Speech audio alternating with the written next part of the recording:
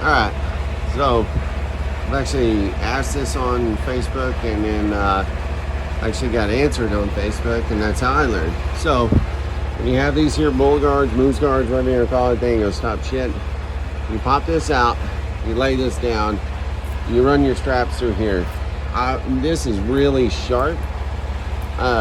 So in my opinion, what I do is I actually will find a chain that somebody uses to, or that they use to hold up the axles like this, and that's what I use to go through there.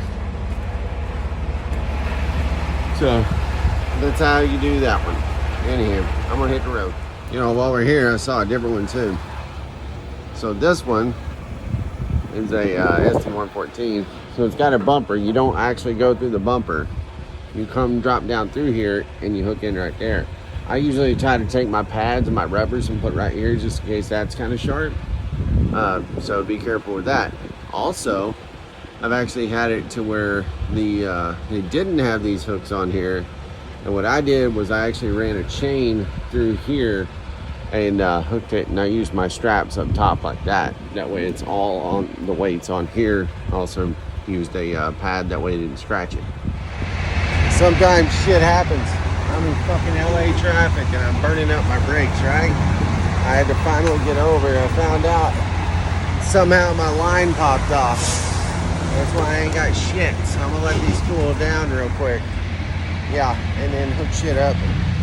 Hopefully I don't fucking die. So later. All right, I'm safe. Okay, as you can tell, it's not smoking anymore, nothing like that.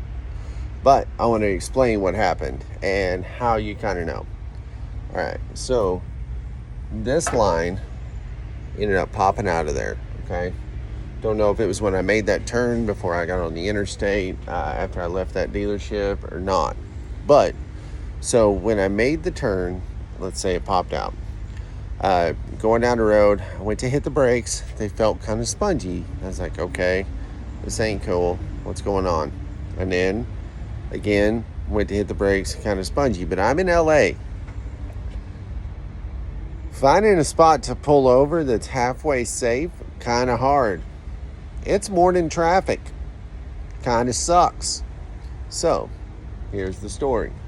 Once I found a good spot to pull over, I pulled over. By that time, the brakes was kind of smoking because I'm using only the truck brakes and the Jake brake to try to stop this massive piece of equipment. And going downhill, and so when everybody locks them up, it's only the truck brakes trying to stop me. So that wasn't good. That's why they got to where they were smoking a bit. No big deal. Anywho, all I did was connect the line back up.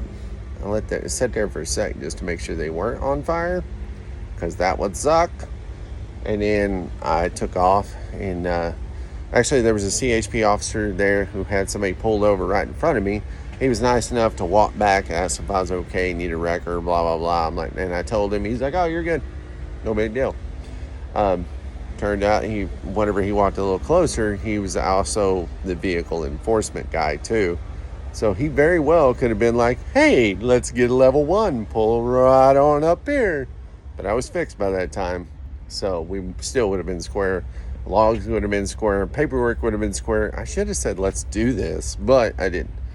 So because I want to get on the road, and I might have a chance of catching another load out of California today. So anywho, later.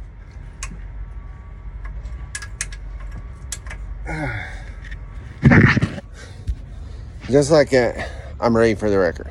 Okay, how am I ready for the wrecker? Well, because let's face it, I'm only dropping 2. So we'll put this one on the ground so I don't need to do the axles. But I need to back this one up. Truth is, I didn't even actually have to put those axles in. I could have just locked it in and backed up. I would only have to put these 2 axles. You can actually be ready for a wrecker in 15 minutes if you hustle. Actually, let's face it, I was a little slow this time, so it was more like, 18. But that's how you get ready for a wrecker real quick. Now, I'm going to walk up there and say I am absolutely 100% ready for that wrecker to put these on the ground. And while he's putting them on the ground, I'm going to do everything while we're waiting on him, because wreckers take forever. And it could be I don't know, 2. I've waited 7 hours for one before, and that would suck because they stopped accepting those other 2 trucks at 4 o'clock. So, anywho, later.